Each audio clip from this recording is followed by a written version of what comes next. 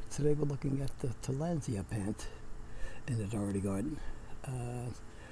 Just let me show you these little puppies. When I first started this several years ago, I just put one or two of the, what you call them, these little seeds. They were a little bigger at the time, but basically, let me see if I can get the babies. There's all the babies. There's literally hundreds of babies here. Let me give you an example. Mother Nature, in the form of a wind, will take these puppies and blow them around the garden, and you'll end up getting an array of Tillandsia like that. As you can see, there's literally hundreds on this plant. Anybody interested, let me know. I'm all ears. But it's similar to the other, I call the Wellington, the larger one, has a larger leaf structure compared to this one. And the color of the same flowers is nice purplish, reddish, pinkish colors that come out when they bloom. I don't have one blooming in the stage at the moment, but it is there. And I'm just trying to look and see if I see anything with a bloom, but no. And as you can see, I'll do the next one that's up there. That's where the monstera is growing up there.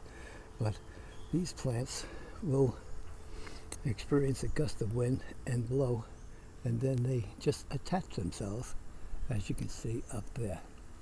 And that's the Tillandsia, one of the Wellington specials. Let me just see over here.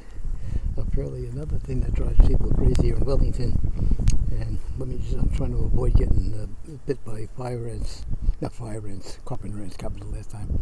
But let me just go, here's lichen, and lichen apparently was able to catch her Tillandsia plant right smack in the middle there. And there's another one on the edge. See, Tillandsia is a survival plant, and you see how the roots just attach to everything around it. So that's the Tillandsia, and that's the Dougherty Garden. Please like the video. Any questions, for all ears. And I have a few other plants over here. This is the place where I was attacked by the carpenter ants last week, so I'm a little reluctant to go in until I can clean up a little bit at a time, because the weed structure this year was abnormally extensive and thick and deep rooted, so we'll get to that cleanup one day. In wintertime, most of this stuff doesn't grow during the wintertime, so thank God for that. Okay, please like the video, subscribe to the channel, and take care. Bye bye.